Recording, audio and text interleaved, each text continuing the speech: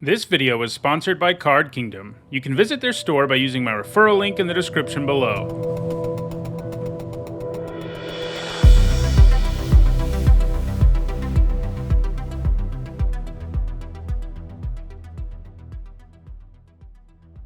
Hi everyone, I'm Nitsa and it's Wednesday, so that means it's time for another deck history video.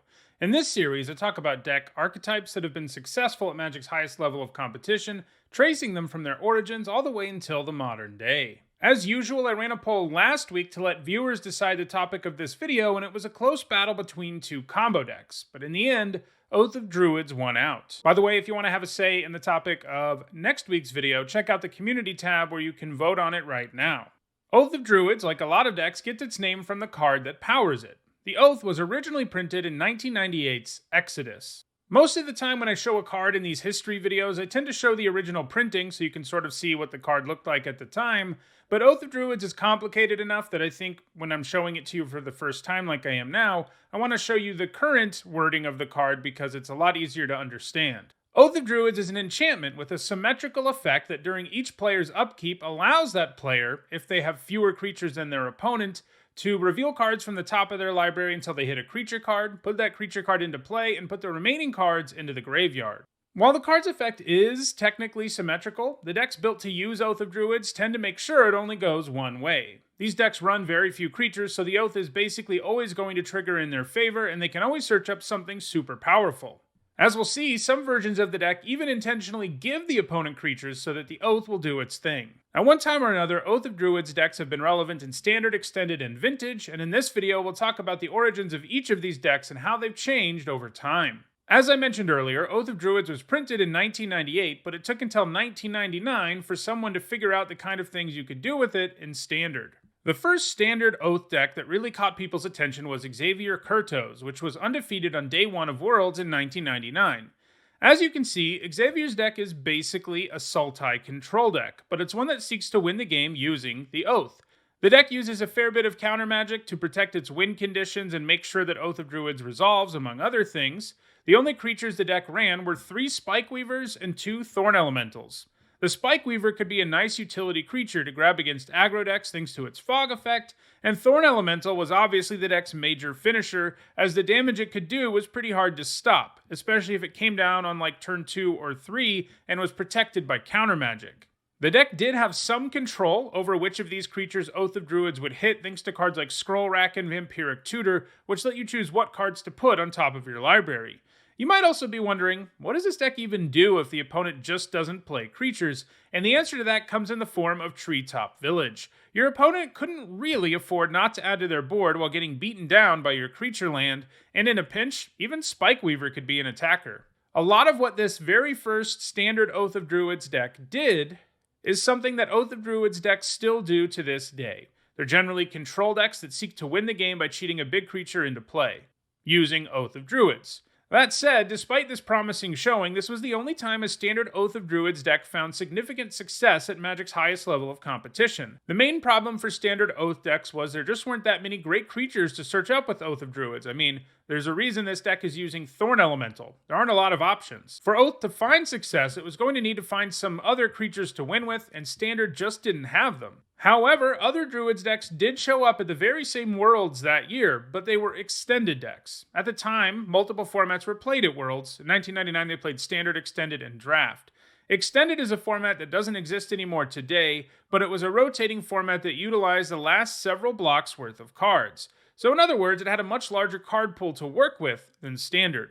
3 players put up great records in Extended with Oath of Druids decks. Unfortunately for all of them, none of them ultimately top-8'd the event because they didn't do well in the other formats. These 3 decks were very similar to one another. Let's take a look at the deck piloted by Hall of Famer Bob Maher Jr. The extended version of Oath was still a control deck that looked to win using Oath. It ran a bunch of counter magic and creature lands, just like the standard version. However, beyond that, there are some very significant differences. Perhaps the biggest difference is a completely different suite of creatures, with Maher's deck running Morphling, Spike Feeder, and Triskelion. Morphling was the deck's primary finisher, and was one of the best creatures in the game at the time because it was incredibly difficult to block or interact with in any way. It was sort of the 90s version of True Name Nemesis. Spike Feeder and Triskelion primarily functioned as utility creatures, with Triskelion capable of doing the last few damage you need or picking off X1s. In addition to that, these two creatures could combine to do some nice damage in the later part of the game, since Spike Feeder could give its counters to the Triskelion. Another key difference here is that this deck has Gaia's Blessing. This allowed players to avoid getting milled out by their own Oath, and allowed the deck to continually shuffle the singleton creatures back into the deck to fetch over and over again, and you can see how a card like Triskelion can do some serious work in a situation like that. Extended decks also had access to better ways to rig the top of the library to find the creature you really wanted, with Maher using Enlightened Tutor, Sylvan Library, and Brainstorm for those purposes. The tutor was especially nice because it had so many uses. You could use it to find your Oath or Triskelion, and the deck also ran a toolbox of singleton artifacts and enchantments that could be tutored up at ideal times. In the wake of Worlds in 1999, Oath of Druids decks became one of the Tier 1 decks of Extended, and that's something they wouldn't relinquish until 2003. The first time an Oath deck put up a top 8 in Extended came at Pro Tour Chicago in 1999, where 2 Oath of Druids decks got there. One of these was piloted by the very same Bob Maher Jr. we've already talked about. This event was about 4 months after Worlds, and you can see that the deck is pretty similar, but there's one key difference. Triskelion was replaced with Shard Phoenix. The Phoenix gave the deck access to a way to wipe the board against aggro decks, and it could also be a real threat in the air if that's what you really needed. The next major top 8 for an Oath deck came at Pro Tour New Orleans in 2001, and it was piloted by Hall of Famer Jelger Wiegersma. Even though it had been 2 years, the deck hadn't changed a whole lot. It still sought to cheat a thing into play with Oath of Druids, it still used Enlightened Tutor and some toolbox artifacts and enchantments, and it was still packed full of counter magic.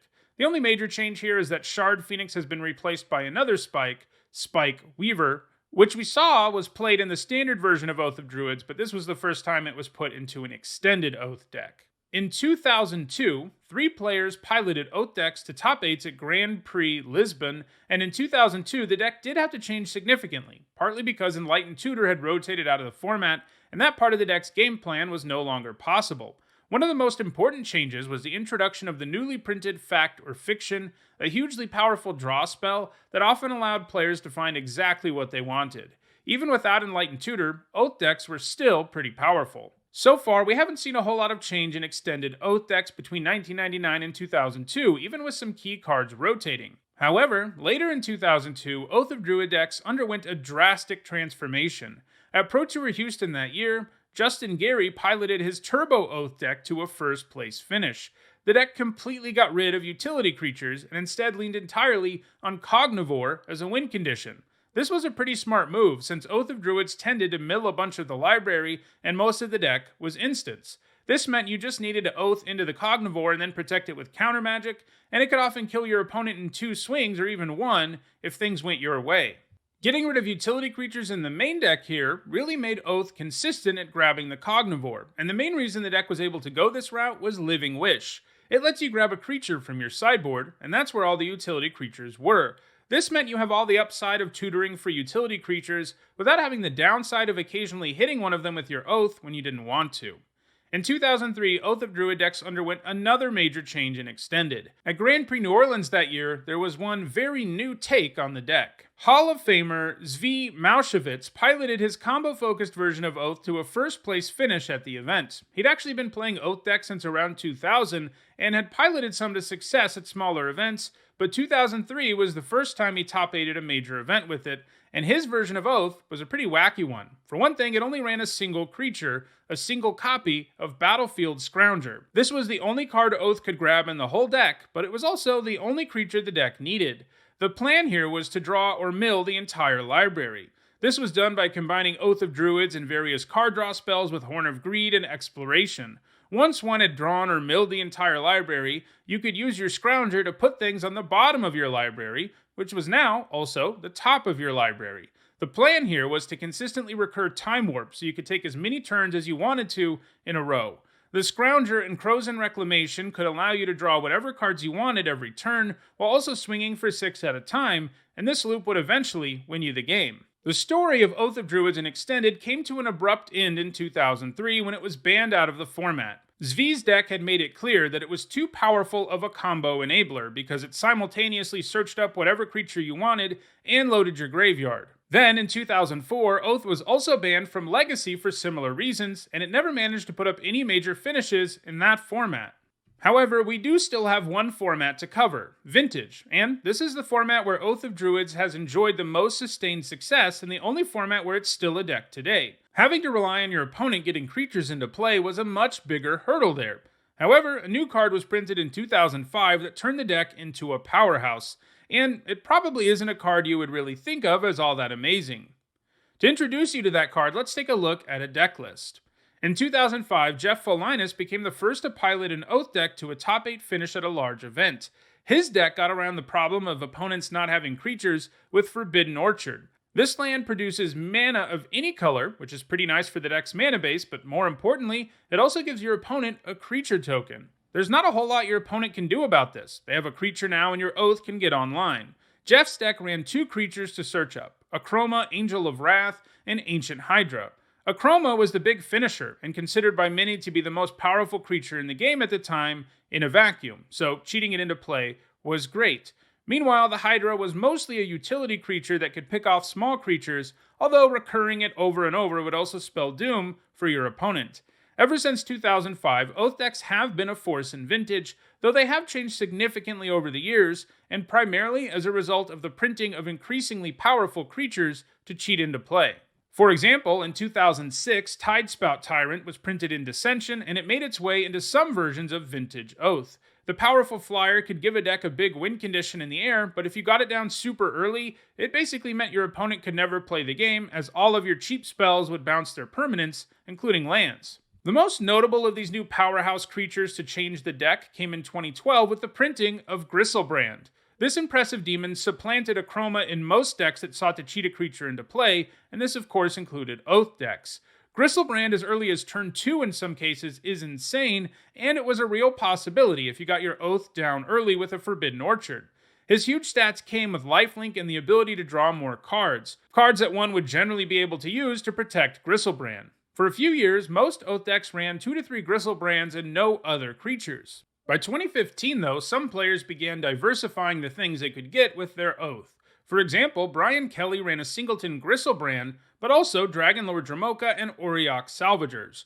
Dramoka was a big beater who could also make it impossible for your opponent to interact on your turn, and Auriok Salvagers gave the deck an alternate combo win condition and was something of a callback to Zvi's deck that got Oath of Druids banned and extended. This is because the deck could search up its combo creature and load up the graveyard and then get a ton of value out of it. Here, the idea was to use Oath and get a Salvagers and mill a Pyrite, Spellbomb, and Black Lotus into your graveyard. Then you could just win on the spot since you could keep getting the Lotus back with the Salvagers ability and net 1 mana every time you sacrificed it. This potential combo kill gave the deck another axis to operate on. It could just kill you with Gristlebrand, but it could also do it as a combo. Some decks leaned harder into this combo side, utilizing the Oath to search up Salvagers, and focused less on cheating massive creatures into play. Some versions of Oath also utilized Emrakul the Aeon's Torn as one of their creatures. While cheating Emrakul into play with the Oath doesn't let the player take an extra turn, you still get an absolutely massive creature who's hard to kill and annihilates the opponent's board when it attacks. And remember, this is all very possible on turn 2. Some decks also began adding Show and Tell to the mix, giving the deck an alternate way to cheat their Emrakul or Gristlebrand into play. In 2017, the very same Brian Kelly we mentioned earlier piloted an Oath deck to another top 8 finish. Just as a side note, it's pretty interesting how many players we've seen putting up a top finish with this deck at more than one event. That's not something I've noticed, not on this scale anyway, with any other deck, and that's kind of an interesting thing about Oath of Druids. Anyway, this new version of the deck was dubbed Inferno Oath as a result of the addition of Inferno Titan. This large creature had a powerful enter the battlefield and attack trigger, and it comboed quite well with Forbidden Orchard, as you could search up the Titan with your Oath and then kill the token you gave them, while also doing damage to your opponent. It also lined up really well in the format, killing most problematic creatures that would be sitting around on the board when you searched it up. In 2020, another new variant of the deck emerged called Breach Oath. The Breach part of the name came from the newly printed Underworld Breach. This insanely powerful enchantment from Theros Beyond Death was a great fit for the deck, since it tended to throw its whole deck in the graveyard anyway, and this gave the deck ways to access all those cards even if they got milled, and this made the deck more consistent and powerful. If we fast forward to just a few months ago, you can see that Oath decks haven't changed a ton. This version adds in additional scary creatures to search up in the form of Niv Mizzet, Perun, and Sphinx of the Steel Wind, but the game plan is pretty much the same. So that's the history of Oath of Druids decks so far. While Oath of Druids' success in Standard and Extended has been over for about 2 decades, it continues to be a very real presence in Vintage. It was pretty interesting to watch Oath decks evolve from searching up something as anemic as Thorn Elemental to searching up Gristlebrand, and this is another video where you can really see creature power creep at work. Well, that does it for this video. If you want to have a say in the topic of next week's video, don't forget to vote on the poll on the community tab. If you enjoyed this video, please like it and share it so that others can enjoy it too. If you want to stay aware of future content, and I put out a lot of it, do me a favor and subscribe and turn on notifications if you haven't already. If you want to catch up on past deck histories, and there are more than 15 of them at this point, you should see the playlists on your screen shortly. Lastly, if you like what I do, consider supporting the channel on Patreon. Thanks for watching.